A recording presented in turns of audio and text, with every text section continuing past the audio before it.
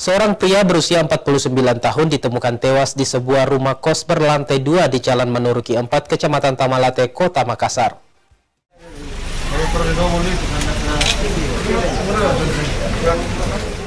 Seorang pria berusia 49 tahun ditemukan tewas di sebuah rumah kos berlantai 2 di Jalan Manuruki 4, Kecamatan Tamalate, Kota Makassar. Jasad pertama kali ditemukan oleh salah satu warga yang diketahui berprofesi sebagai karyawan warung, tempat di mana korban sering membantu-bantu. Sebelumnya, korban sudah 2 hari tidak terlihat oleh warga sekitar.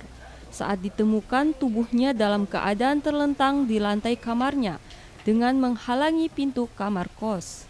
Menurut saksi mata, Umar mengatakan sebelumnya ia ingin meminjam perkakas kepada korban. Namun saat pintu kos diketuk, tidak ada yang merespon.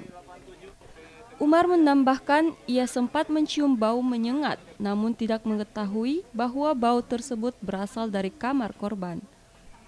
Jadi saya datang ketuk-ketuk pintunya, serencana mau pinjam kunjungan, tapi tiba-tiba dia tidak menjawab.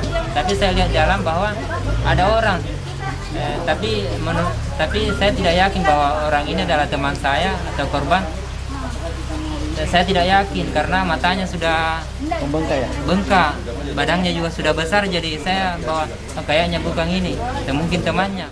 Kapolsek Tamalate Irwan Tahir menyebutkan bahwa berdasarkan keterangan keluarga, korban telah mengidap penyakit TBC dalam beberapa bulan terakhir. Selama ini, korban hidup sendiri di kamar kos lantai 2 tersebut. Kami dapat dari pihak keluarga, almarhum ini adalah mengidap penyakit TBC. Jadi sudah beberapa bulan dialami dan seperti itu kondisinya. Guna mengetahui lebih jelas penyebab kematian, korban dibawa ke Rumah Sakit Bayangkara Makassar untuk diotopsi. Rusmawandi Rara, Celebes TV.